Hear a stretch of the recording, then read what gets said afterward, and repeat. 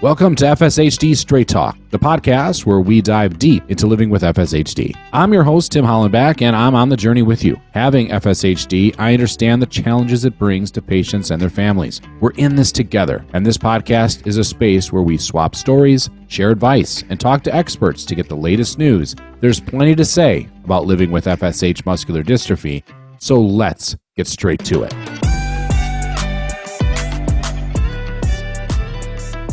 Welcome to FSHD Straight Talk. I'm your host, Tim Hollenback, and thanks for being here on another exciting episode. I am very excited about this conversation I'm going to have with this guest. I've talked to him several times, and this, I think, might be one of the times we only had him on a long-form episode. It might have been our first season that we had him on a conversation like this. So much has changed since then. He's come on through some other events that we've had, like our radiothon events and so forth. Our guest is Chris Carrino today of the Brooklyn Nets. Talking with him, for someone that I sit behind a mic as a podcast person, and I'm sure there's a radio people out in the world that might eye roll that, like, hey, you're just a podcaster. I've done it a long time, so I kind of try to say, I was maybe before there was a podcast everywhere. I was definitely the slightly a podcast pioneer to some degree, at least in my neck of the woods, when not a lot of people were talking about it. To have it develop into this, and I love the craft of talking on the radio. I love listening to announcers, especially when it comes to sports. Basketball is not my top sport, but I do enjoy listening to it, and I do spend the time to listen to Chris Carrino's call. And you can find it out there in the World Wide Web, and that's the reward of that. I get to hear him do his craft. In this episode, we talk about those things. We talk about announcing the sports that he does, including handball, of all things. That was a surprise that he talked about, as well as what he has to work through and how he has to cope with traveling and the exhaustion of that on top of calling games. Some great moments within his career we touch upon, including winning an award from the NBA that he was surprised that he won it. We get into that story. So many things we unpack in this. And what you'll find is Chris is an amazing storyteller of the truth, things that he has come across in his life. He ends the episode with a phenomenal story that really it's a full circle moment that I could feel myself getting emotional about it. Thinking about it now, I almost do. It really meant a lot for me to have him on this episode. I admire him greatly for what he does, because even though he is way above of what I do behind the mic, what he can accomplish, the way he works through a game, the energy, it is a craft. It is an art, and he does it so very well that I get nervous almost when I know he's going to come on, because I'm like, this is a professional, and I'm just Tim in a basement. So it was great to have him on here. One of the key words, though, that he brings into is about how you can envision your life, maybe your greatest dreams and yet your greatest fears, and he talks about how they both can happen, and it's still going to be okay. It's just remarkable storytelling. So that's what you're in store for this episode. I've had also great responses from people listening to the show. Keep them coming. We are working on other ways for you to connect with me. So I look forward to possibly sharing different ways to do that. But right now, you can go through FSHD Radio at FSHDsociety.org. This episode, as long as all the others, are still brought to you by the FSHD Society. Visit FSHDsociety.org for the latest, greatest of what's going on in the research world in the FSHD community, including all the fundraising events. We're not actually far away from the walk and roll events and so forth, all coming in the fall. So start locking into those things. Join a chapter, be a part of those groups, as well as so many other groups. Feeling Fit with FSHD, it's just to name one, and so many. The Wellness Hour, so many things to offer you. I'm glad this show is in your ears as well. If you don't find us through the website, sure you found us either through Spotify or Google or other places that you find your podcasts. Don't forget to rate, review, help us climb the ladder a little bit, get it out there, because one of the things we also cover is World FSHD Day. special episodes are launched on that day of this show, but it's also another way to get people to recognize what FSHD is. And if you can tell others about this show, because simply, I think it reaches beyond just the science of FSHD and hearing about that or treatments, that maybe people from the outside, you're not going to draw them in that way, but you'll draw them in with the stories. You'll draw them in with the people that we bring on this episode and others. So share the podcast, tell your friends about it, key in on those conversations that we have with these amazing people that share their life and what they're doing in it, even though they have FSHD. I think the stories are incredible, and finding great people is become easier and easier because they're starting to come to me, right? With FSHD Radio at fshdsociety.org. Email, send me your people you want to be on the show. If you want to be on the show, if you have an idea you want us to talk about, I'm wide open to all of it. So look forward to hearing from you that way. So I don't want to leave you waiting any longer. Coming up next, the interview with Brooklyn Nets, voice of the Brooklyn Nets, Chris Carrino and the Chris Carrino Foundation.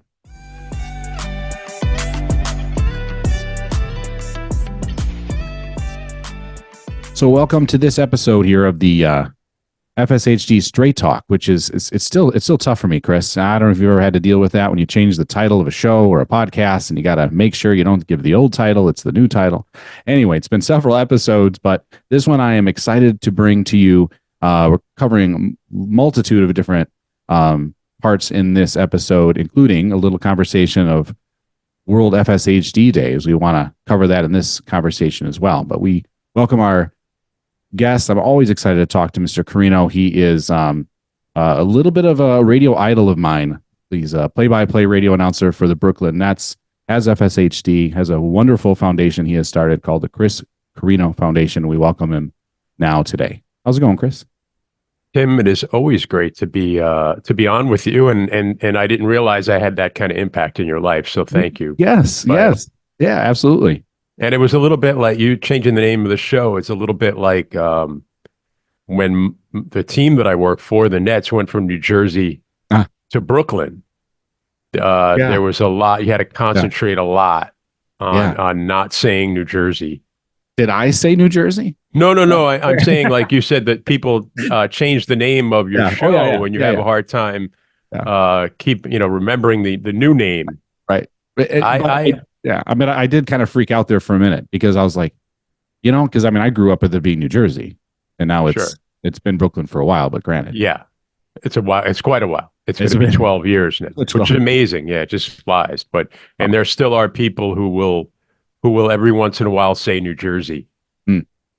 But I don't know how that happens. But well, it's kind of like when they change the name of a stadium too, like here in the Milwaukee area. Even though I'm wearing a Twins shirt, but in the Milwaukee area, they talk about Miller Park. Well, it was Miller Park. Now it's American Family Field. And I'm sure that happens to everybody. It's the same problem, right? Just a great ballpark, by the way. Yeah, you've been there. Yeah, a couple of times. Oh, nice. Excellent. Yeah, when the Nets were in Milwaukee a couple of years ago in the playoffs, it was early May, and we were there and had a day off in between games, and went to the ballpark. Nice. It was a nice Saturday afternoon game.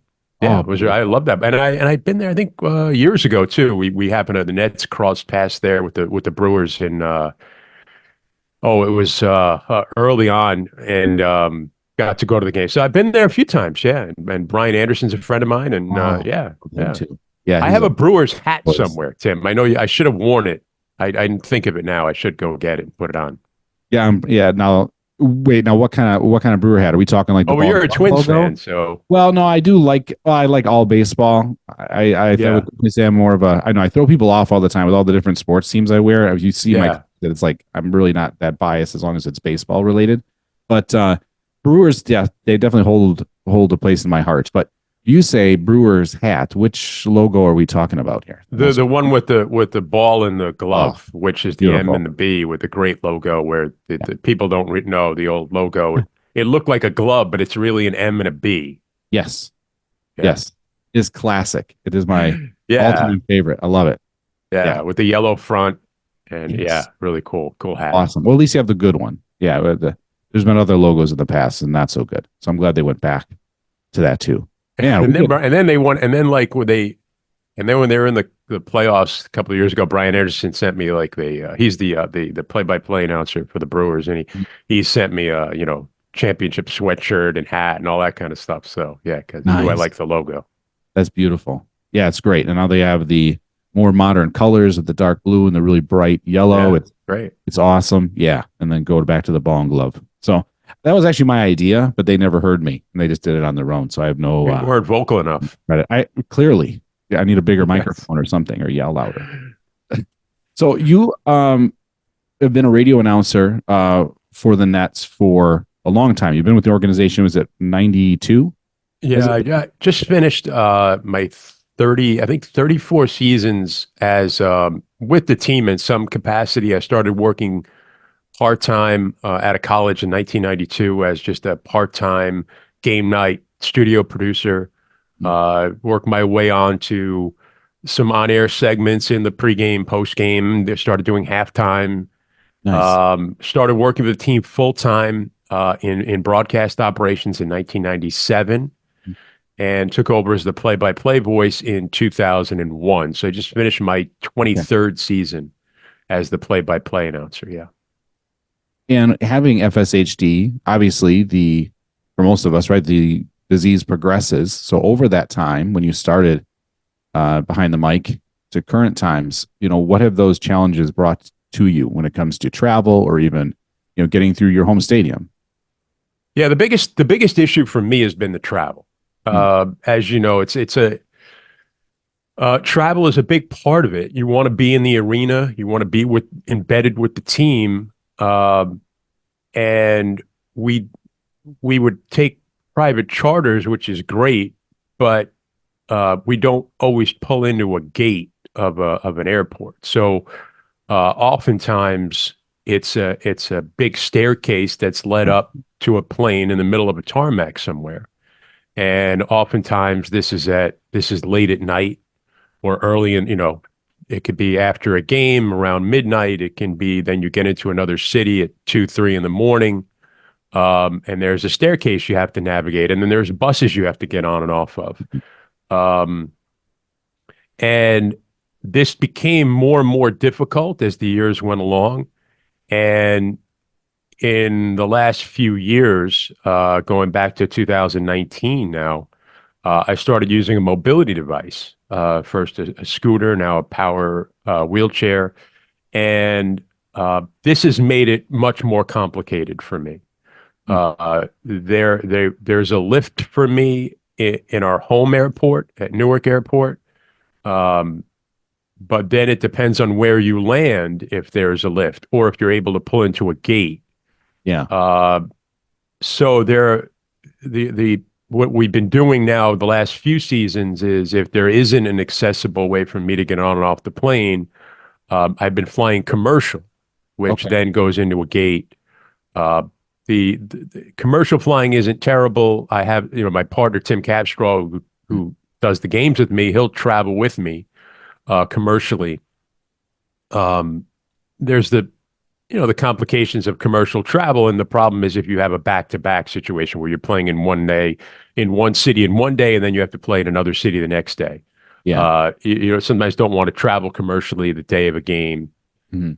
So there's definitely complications. We try to make it work. What we've been doing is also during COVID, we realized that we could broadcast some games remotely. Now, during COVID, we started doing the games from Barclays Center, even the road games. So we would do them off a TV monitor. And then that graduated to being able to go into the NBA studios in Secaucus, which is not far from my home, where they have the studios and the feeds that we can watch. Basketball is not the most difficult thing to do off monitor because the TV camera picks up all 10 guys on the floor. Okay. It's obviously not the ideal way that we want to do it, but it can be done effectively. And we have a feed coming from the arena that has the sounds of the arena, the effects we call them. So oftentimes, if I'm doing a game that way, and you're listening on the radio, you won't really be able to tell if I'm there or not.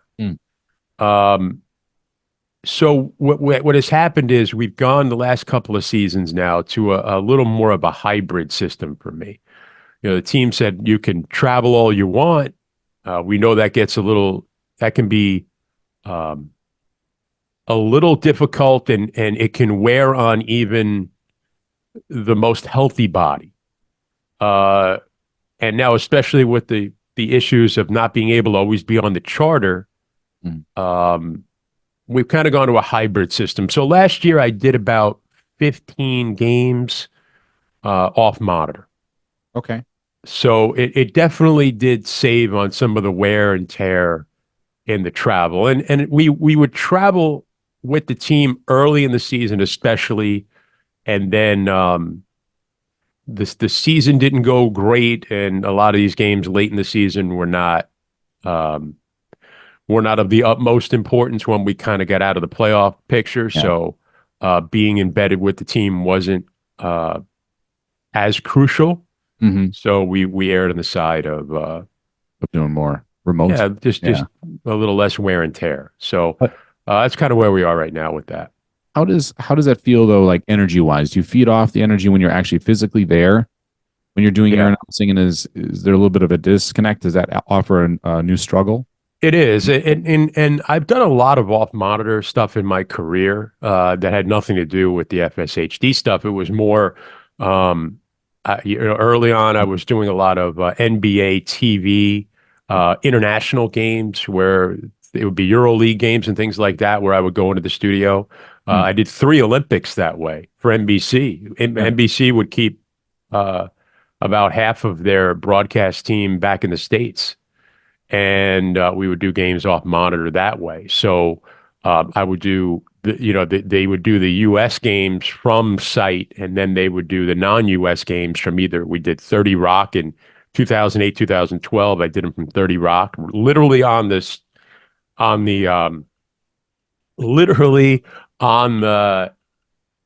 sorry, my phone is going off. What an amateur thing. What an amateur thing to leave my phone on. What was I saying? Oh, so 30. So the Olympics in 2008, 2012, I did from 30 Rock, literally on the sound stage of Saturday Night Live. Oh, wow!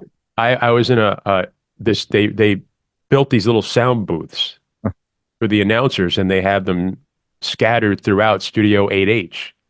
And my sound booth every day was the one literally where they do the monologue for Saturday Night Live.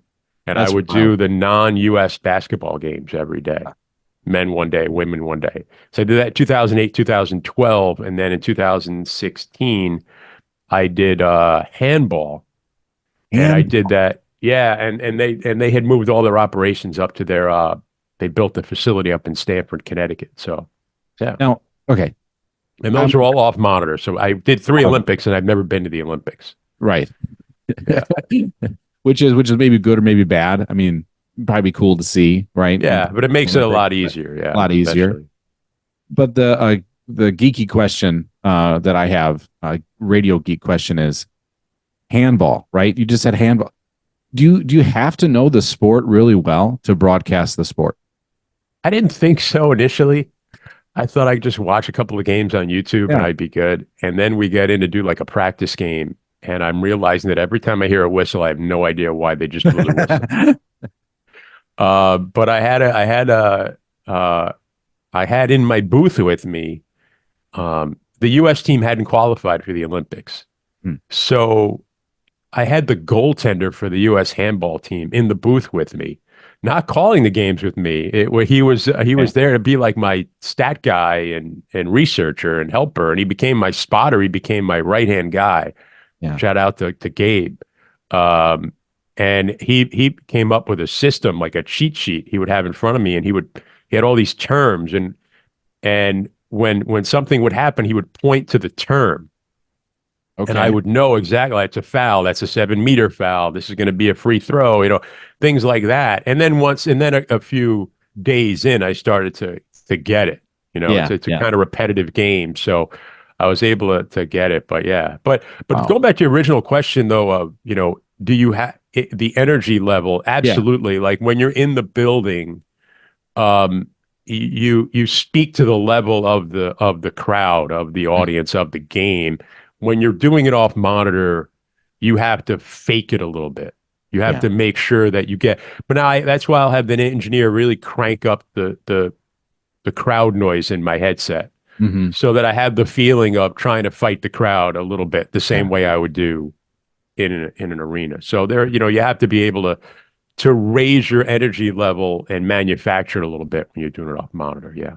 Yeah. Wow. That's got to be fun, challenging. It's probably easier though for basketball compared to handball. If you know the energy of basketball, you've done it probably more than Yeah. handball. But In it's more of what you comparison. see on the monitor. So if you could, as long as you could see all the players Yeah. at the same time, like I actually did EuroLeague football, European football, when the Oh, American wow. football, when they had the European League. Yeah. Yeah. I did some of that off monitor, and that was hard because you can't see Mhm. all 22 guys. True. So you see the pocket, you see the quarterback, and you see them loft the ball downfield, and you don't know what. Whereas when I'm doing a football game, and I do national radio for football Mhm. during the season, you see everyone on the field. So you see a receiver break free, or you see a Right. receiver fall down, or Yeah. Yeah. you can see it all. And the other part of it is when when you're doing it off monitor, you're at the mercy of what the director is going to shoot. So, you see it and then they cut to a person on the bench or things like that, and And now you're you're like, not that doesn't looking. help. So yeah, but so yeah, little things. Sometimes I may want to look at somebody on the bench, or I may want to look at some part of the arena that's not being shown on the screen right now. Yeah. But you have to just kind of make your way through it and do what you got to do. Kind of a metaphor for life with FSHD, right? It's not Yeah. exactly as you wanted it or planned it. Mhm. It doesn't mean you can't do it Mm. at a high level or effectively, and find ways to do it better and better. But you've been definitely recognized for the work you've done. And of course, having FSHD, creating the foundation, but the NBA, what I found recognized you, values of the game award. Am I saying that right, Chris? That you were Yes, 2023? yes, that was really it was an incredible surprise. They actually kept that secret. Hmm. The team was in Miami to play the Heat, and it was actually a day where I had done I I did something kind of crazy. I did a Jets Dolphins game Okay. at 1 o'clock up in where the Dolphins play, which is not in Miami. It's up in Miami Gardens, which is kind of a little bit north of Fort Lauderdale. And I did that for Compass Media Networks. So that was national radio. And the Nets were playing the Heat in Miami at 6 o'clock that day. So I actually did the game, and then the Jet game, and then my spotter and neighbor and friend Ira Brofsky, who travels with me to do football, he had the rental car revved up, and Hmm. we somehow maneuvered our way out of the football stadium through the traffic, got down to Miami, Oh my and God. I rolled in to the arena and kind of rolled him in my booth about 5:30, which was about 20 minutes before airtime Wow. to do the Nets Heat. And so it was a really cool day. Like I think, like, if I always tell myself, if I could tell 12-year-old me that one day I was going to Yeah. do an NFL game and an NBA game in a city somewhere in the same day, I would have thought that was the greatest thing ever. Yeah. And it was. It was incredibly fun and thrilling and gratifying. Mm. And then what happened was the team was leaving, but we weren't playing until at home a couple of days later. And the equipment manager and our traveling secretary of the team had said to me, um, "Hey, this is a while back." It said, "Hey, the team has a couple of days off. I had intended to bring my family down to Miami for a couple of days. And he said, if you want to try out the Fontainebleau Hotel in Miami for an extra day, I have somebody that's going to give me a comp, room because they're trying to get our business, and I'd love, give me some feedback on the hotel and that kind of thing. Yeah, yeah. And I know you're going to have your family, so maybe you get an extra day at the Fontainebleau Hotel. And I said, oh yeah, that'd be great. Thank you, I appreciate it. Yeah. What I didn't know was that the NBA sales and marketing meetings were going on at the Fontainebleau Hotel that weekend. Mm. And this was all a ruse to get me there. And to get my family to come down. Yeah. But they knew about it. So then our CEO, Sam Zussman, also was part of the ruse. He got me to come down to meet with him at a break in the meetings. And then when we were speaking, then he told me that there was a speaker in the meetings that he wanted me to come in and see. He think I would like it. So he tricked me into coming in. And now when I walk in, I didn't even realize the magnitude of the meeting. It's like there's these there are 2 or 3 tables for every team in the league filled in this huge ballroom in this hotel, the Fontainebleau Hotel. And there was a guest speaker, and then they were giving out some sales and marketing awards. And the commissioner, Adam Silver, and Deputy Commissioner Tatum they're up there, and they're giving out, these awards to the different teams for sales and marketing. And then they start to talk about this Values of the Game award.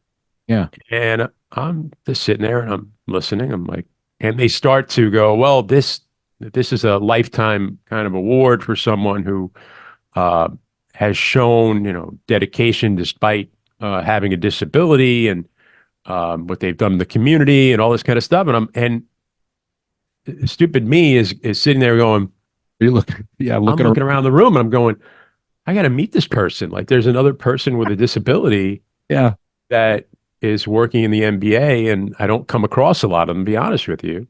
Yeah. And then all of a sudden they start playing a video, and it's my partner, Tim. And now I'm looking around, and all the people that work for the Nets that are there are kind of looking at me smiling, and everybody knew. But I didn't know. And it was, and then my wife and my son weren't even in the room.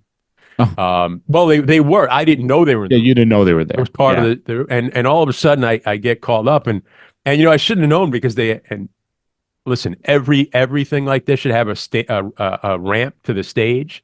But they had a ramp set up to the stage, and which I found out later was because of me. Mm-hmm. And I come up to get the award from Adam Silver and Mark Tatum, and now I see my wife and my son making their way up to the stage, and Tim making his way up to the stage, and so it was an incredibly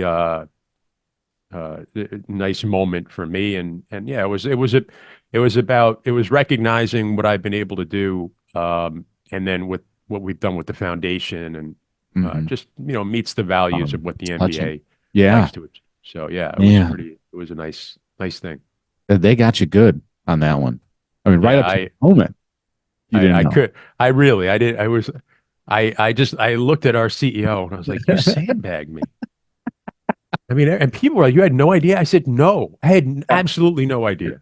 Well, that also shows how humble you are. People see pictures of me getting the award. I had this, I don't know, this crappy like golf shirt, it's like orange golf shirt on, and a pair of khakis. And I'm looking at my wife and I'm like, why didn't you make me get dressed nicer?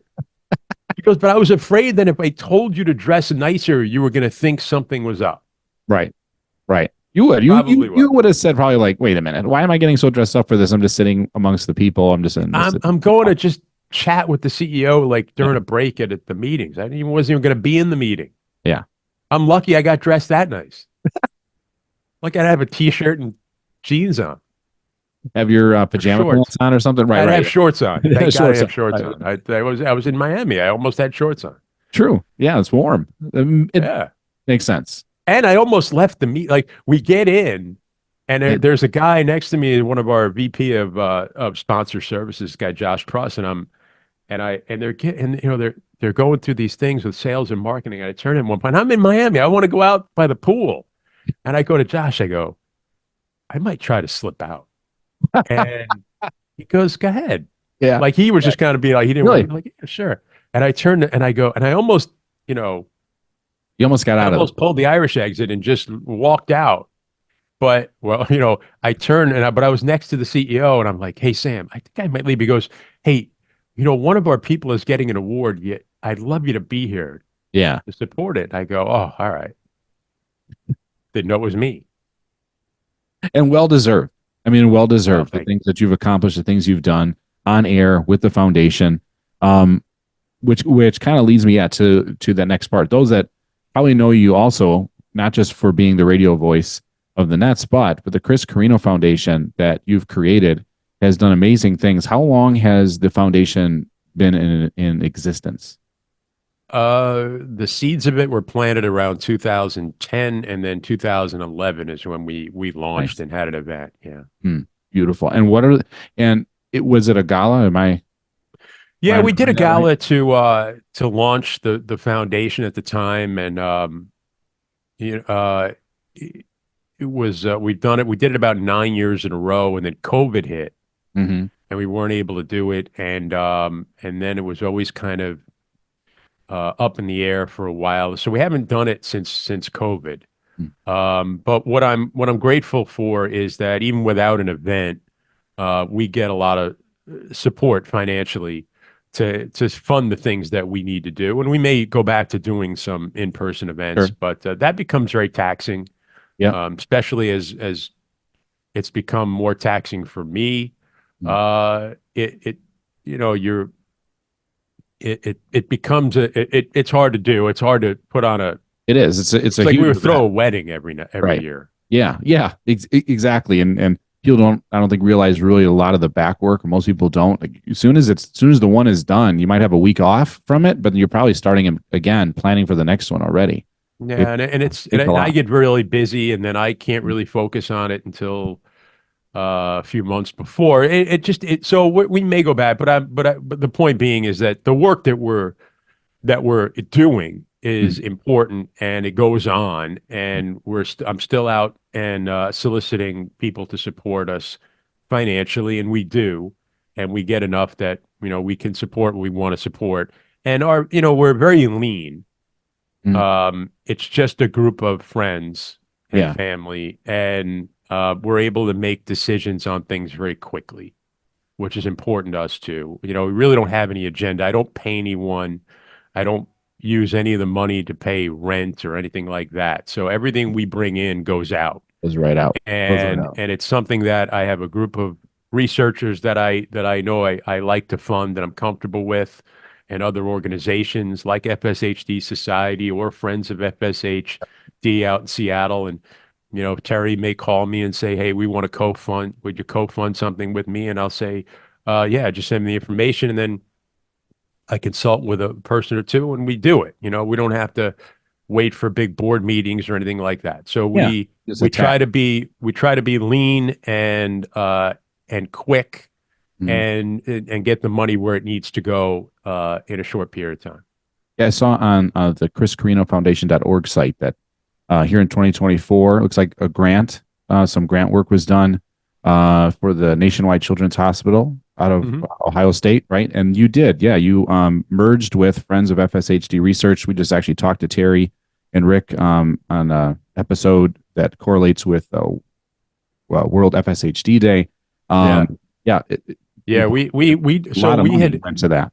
Yeah, that's a $110,000 grant, I believe, that we co-funded with them. And we had last year we actually we had gotten Dr. Nazir Saad out at Nationwide Children's, who comes from the kind of the Scott Harper tree Yeah, out yeah, at Ohio State, who we've been funding for years. We did a lot of Scott Harper's seed funding before he then got his NIH grants and things like that. Um, but Dr. Saad is trying to come up with a better biomarker mm, in the bloodstream, which is really important, especially now where we're getting into clinical trials. Um, lack of a really solid non-invasive biomarker is something that can hold you back a little bit. And I think that that's it, we find it very important. Right. So we when Dr. Saad came to us about his biomarker study, we started funding that, and now this work with Terry and Rick and the Seattle group is kind of continuing, helping him grow that study and continue it and do a little bit more. And Terry and Rick Colello out in Washington, the FSHD friends. I got to know them over the years, and when we had our bike race, not a bike race, but we had a group of people that biked from Seattle to New York, Oh, wow. and in an effort to raise awareness and money. That was back in that was a while back now, 2017, I believe that was. Um, we decided they wanted to go cross country. I had a group of bike riders who wanted to go cross country, and I said, "Why not start in Seattle and we'll hook up Yeah. with friends of FSH." So they housed the riders and they got us started. We did a big event from the Space Needle and everything out there, and had some fundraising events out there with Terry and Rick, and stayed with them for a few days, and they become good friends, and they're doing incredible work. Um, with friends of FSHD research, uh, just great people who have um, just been, selfless and relentless about trying to find a cure and a treatment for this disease. Yeah. And they are very parallel with your foundation too, because just like you were talking about lean, all the money goes right back into Yeah. cures, treatments, etc., research, and so forth. It all really falls in line. You guys are quite a force with the two put together. And I think it's a Terry, nice I partnership. got to give Terry Colello credit because her and Rick, because they were the ones that drew that Seattle group and Dr. Tapscott into FSHD research. They provided the funding for him to get involved, and he's made uh, some of the most important discoveries in FSHD research. So they deserve a heck of a lot of credit. If we have a treatment and a cure one day for this disease, the story of it cannot be told without Terry and Rick Colello out in Seattle. Nice, well said.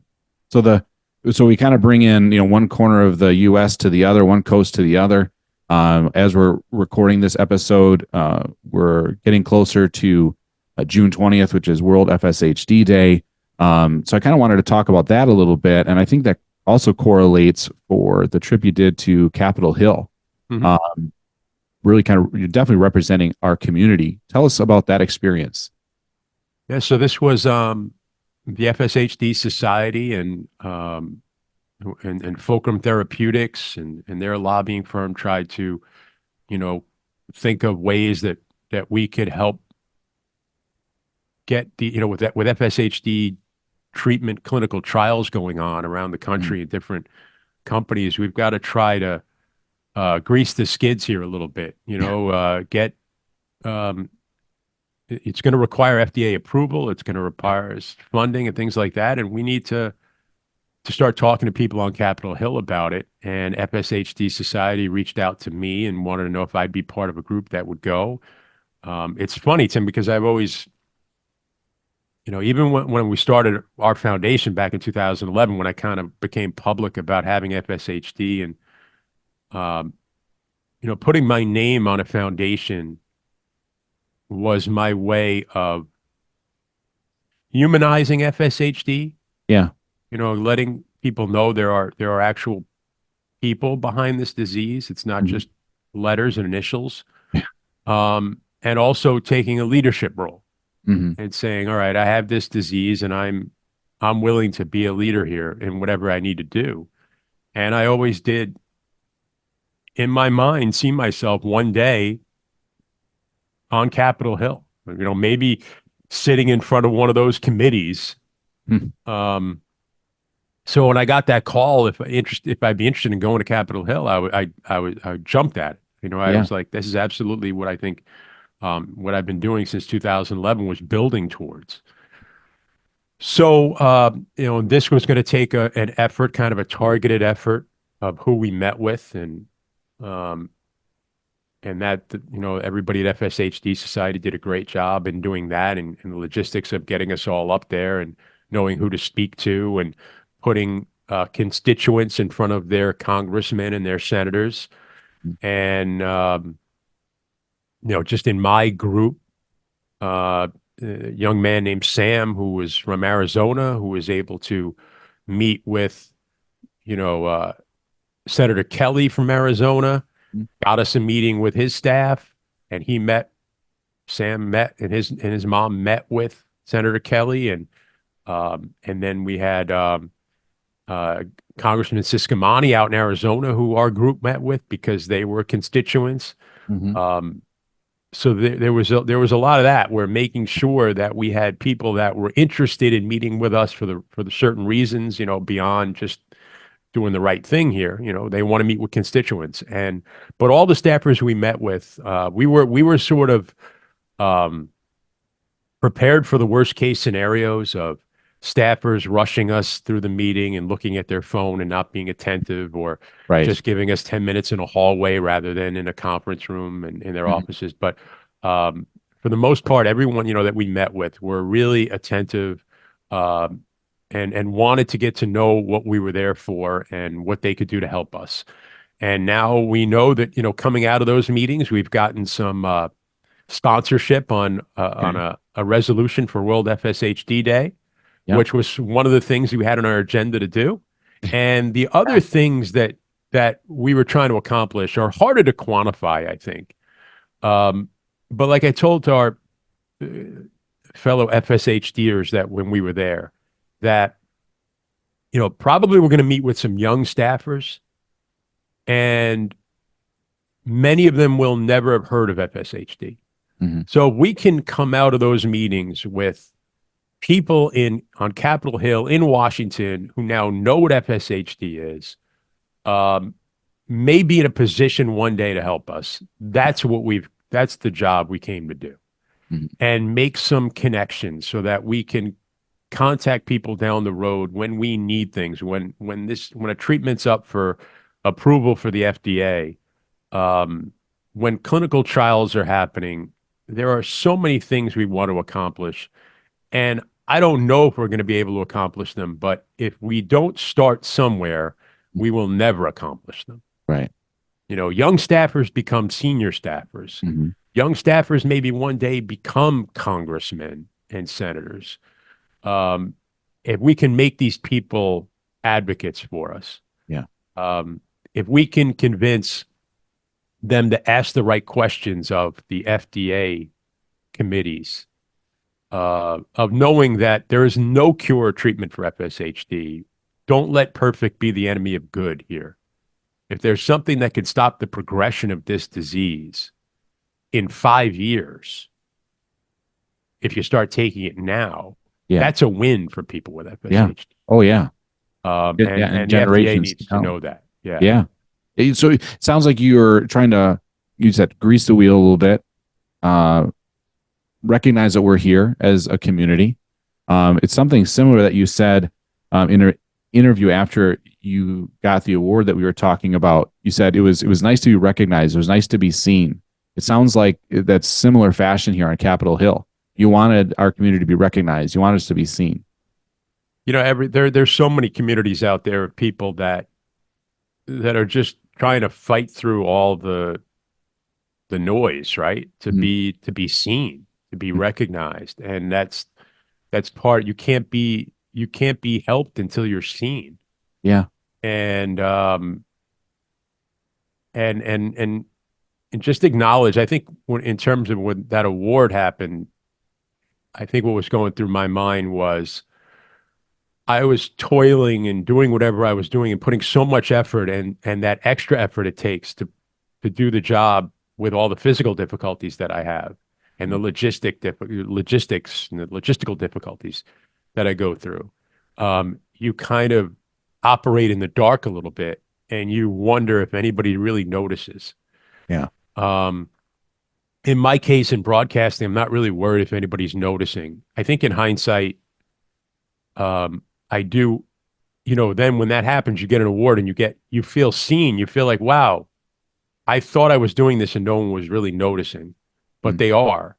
And I didn't really think it was important for people to notice, but it is, because of all the people that come around and tell me, hey, you inspire me to get out and do things because I didn't think I was going to be able to do it because of my disability or whatnot. That to me then knows that, all right, you know what? It is important that people see what I'm doing. Yeah. Because it helps other people. You have to see it to be it sometimes. Mm-hmm. And if people see it, they think they can be it.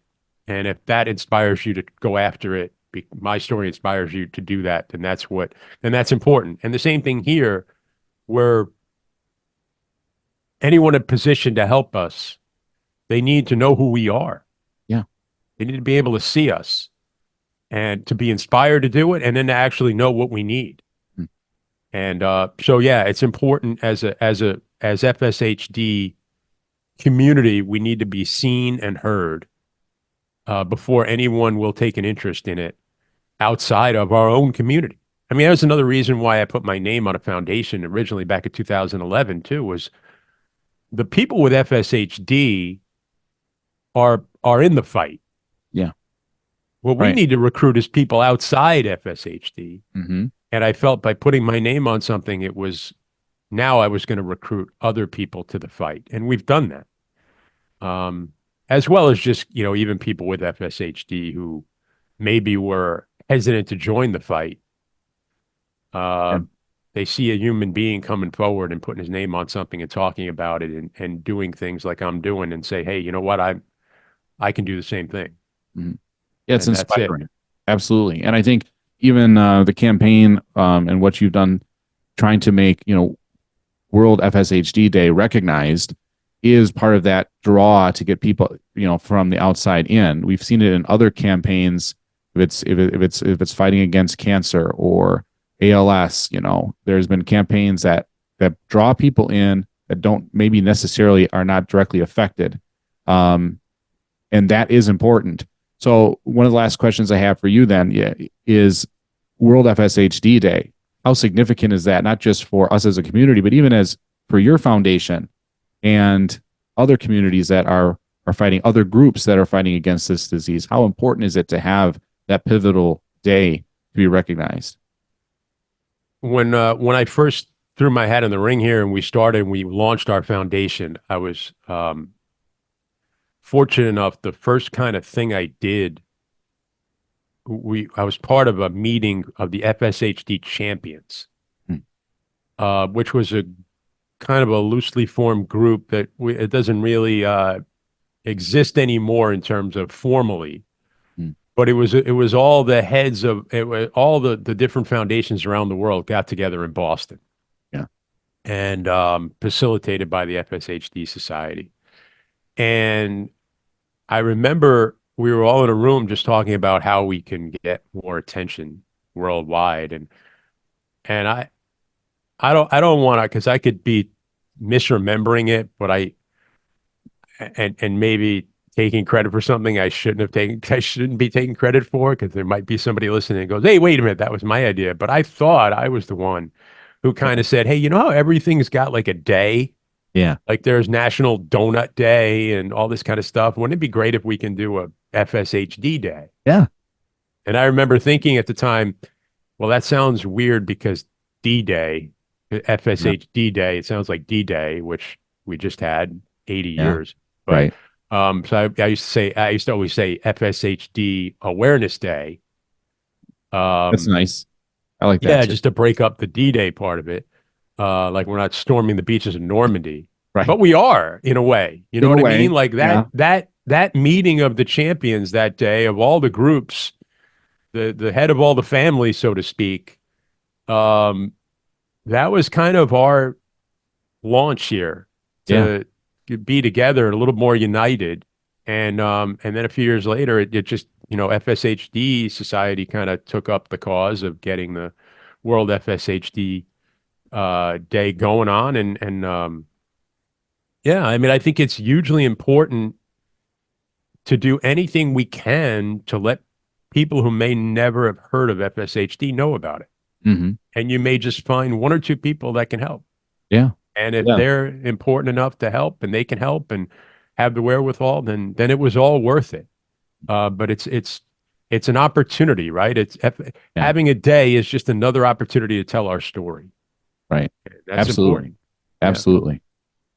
Well, thanks, Chris, for being here on this day to kind of do this almost a 2-part episode. It turned into be a little bit about the Chris Carrino Foundation and what you're doing, as well as. And I like to talk, Tim. That's that. the problem. I like to talk a lot, as I just interrupted you. But I interrupted you just now to say that, what you're doing and you're giving your time to do these interviews, and you've been doing them for years now. Yeah. That's important too, because you're giving an opportunity to all these people with FSHD, or all these people who are adjacent to FSHD, to tell their stories. And again, when we tell our stories, they go out. We don't know who they reached, but they have a chance to reach someone who can help. So you're doing an incredible amount of work, and you should be commended for telling their story and letting everyone else tell their stories as well, and getting it out to the world, because that's important, to be that storyteller. That's eventually how we find people that can help. Thanks for saying that. Yeah, I'd like to try to be the vessel, so to speak. People say, how do you do that? Or the people you talk to, and like, those are the stars. That's why when I send out the emails to get guests in, I'm like, you're a featured guest, because you're the feature. You're the person that I want everyone to hear your perspective of this disease. How is it affecting your life? What are you doing? Regardless, you are a prime example of that, Chris. Is that, yes, you have FSHD, but man, you are a broadcasting, guru for the Nets, and then football, and even handball. We just found out today. I mean, this is insane. And regardless, right? And you do what you love, follow your passion anyway. And to me, that definitely has to be recognized too. And if it's through your foundation, that helps us as a community. And what you did, storming Capitol Hill, as I'll say it, to raise your fist and, hey, hear us. This is us. This is our community. I am representing a group that needs to be heard, and it is commendable. And I don't think there could be a better person to do it, especially someone that has such a great voice. I mean, get the radio voice there, Chris. I mean, that does help, right? It gets recognized. Yeah. Can I tell one more quick story? Please. I know we've taken a lot of time, and I don't know where you're going to put all this stuff, this footage. It may end up on the cutting room floor. I don't know. But just to talk to people who may be going through similar experiences as we are with FSHD, maybe the younger people. Yeah. You and I were bonding before we went on the air. I remember I was chastising you for taking down your Ranger stuff, New York Ranger stuff. Yeah. I'll have to put it back up. I don't see it in the background, but I'm a Ranger fan since I'm 8 years old, and got into it when my uncle got me into it when they were in the finals in 1979 against the Montreal Canadiens. I remember. Oh, nice. But so it's always been part of me, and it's something my family and I we kind of do together. We love going to games, watching games together, and this year, 1994, was the 30-year anniversary of the Rangers winning the Stanley Cup. And that was a huge event in my life. When I think of 1994, I think of the Rangers winning the Stanley Cup. Yeah. It was a couple of years out of college for me. And I still had all these dreams about being a sports broadcaster, falling in love, having a family, the whole deal, we want out of our lives. But it was also the year, a few months before the Rangers won the Stanley Cup, I was diagnosed officially with FSHD. Ooh. So with all that, those dreams I had that I really wasn't making a lot of traction on at the time, and it's kind of a frustrating time, early 20s, and then getting this diagnosis on top of that. The thing that brought me joy were the Rangers, right? Flash forward now. Well, I shouldn't say not forward yet, but when I get that diagnosis, my biggest fear became having to one day possibly need a wheelchair. And I thought that's where life ends. I'm not going to be able to, if we get to that point, if this is going to manifest itself in that way in my life, I'm not going to be able to achieve the things I wanted to achieve. That's what I was thinking in 1994. Now, flash forward 30 years. Yeah. 2024. Rangers are the best team in hockey, and they're in the playoffs. And I'm outside Madison Square Garden, going to go into one of the playoff games. And I'm thinking to myself, here I am. I've now had a 30-year broadcasting career. I've been the voice of the Nets for 23 years. I've achieved that dream. I'm out there waiting with my wife and my son. I've achieved that dream of, having fallen in love, having a family. Mm-hmm. And soaking it in, I'm sitting there and I'm in a power wheelchair. Mm-hmm. And I notice Stefan Matteau walking away from the fan fest with a number of staffers walking with him. And Matteau was one of my heroes from that 94 team. He wins the game 7 against the Devils to send him to the finals, the Matteau game. Yeah, yeah. And now he's kind of being wished away very quickly, but out of the corner of his eye, he must see me. I'm not trying to do anything to get his attention. But he sees a guy in a Ranger shirt and a wheelchair. Mm-hmm. And he makes a beeline for me. Really? And he comes over and he shakes my hand. He puts his hand on my shoulder. He said, "Hey, would you like a photo?" Yeah. And my wife takes a picture of us, and we have this moment, and then he says goodbye and walks away. And I'm thinking to myself, the thing that I feared the most 30 years ago, right? All those things I didn't think I was ever going to be able to achieve. All those dreams came to fruition. And my worst fear also came to fruition. Yeah. And what I learned, though, is that both things can happen. And when he walked over to have this moment, it was almost like this 30-year circle was closed. And I think the message is, if anybody's going through a diagnosis, the thing you fear, you cannot let it stop you from still achieving all the things that you want to achieve in your life. Because your greatest fears may come to fruition, but it doesn't mean that your dreams can't come to fruition as well. So I just thought I would share that. There was a symbolism to that story that when I realized it days later after Stefan Matteau came over and I had this moment, and thinking back 30 years and the thing I thought about, the year I got diagnosed, the thing I still think about is not getting diagnosed. It was about the Rangers winning the Stanley Cup. Yeah. So, and to have that all happen, I just thought maybe your full circle moment audience might like to hear that story. Maybe somebody needs to hear that story. Yeah, I did. I'm glad you shared it. Thank you. Yeah, I remember the 94 Rangers and the success of the team, but hearing that story, full circle moment, I definitely jotted down your greatest fears and your greatest dreams can both happen, right? And it's going to be okay, it sounds like, either way. I'm not saying that. I'm not saying it's great or it's perfect or it's the way you want it to be, but it is what it is, and you have to find a way to still not let it. I told people all the time, FSHD, when I first got diagnosed, I knew that it was going to rob me of a lot of things in my life, but I wasn't going to let it rob me of the things that I felt were most important. And that kind of determination is what you need to carry you through. And your life may not turn out exactly the way you wanted it to, or dreamed of it being, but it still can turn out the way you want it to. Yeah. You can still find joy in it. Deep. Man, that is like walk off. That's like drop the mic right there. That's beautiful. Wow. Thank you, Chris, for being here and sharing that story and many others. Love to have you back on in the future. In the meanwhile, though, I'll definitely be, as the NBA season rolls over, listening to your voice across the airwaves. So hope others will become Nets fans, even if it's for the sake of Chris Carrino. That would be also fun. So thank you very much, sir, for joining us today. Tim. And thank you. Take care. Yeah. All right.